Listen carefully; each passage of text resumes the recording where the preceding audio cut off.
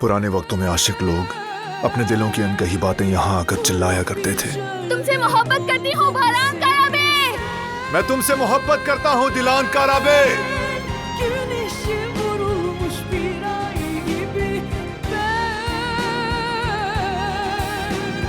yağmuru bekleyen toprak gibi sen, üstüme düşmüş çiğ tanesi ben, kurak bir çölde. मेरी जिंदगी में आने के लिए शुक्रिया। गुल, अब तुम भी काराबे खानदान का हिस्सा हो।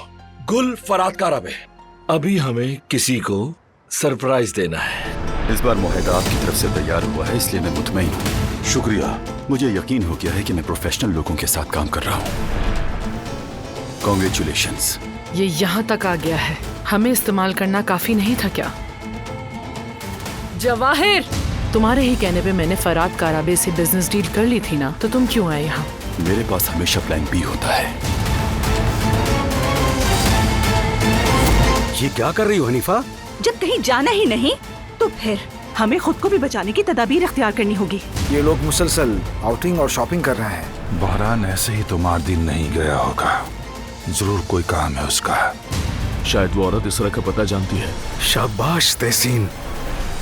सबिया साहिबा, मुझे जवाब नहीं मिलेंगे तो मेरा दिल हमेशा जलता ही रहेगा। मैं आज रात सब जान के रहूंगी।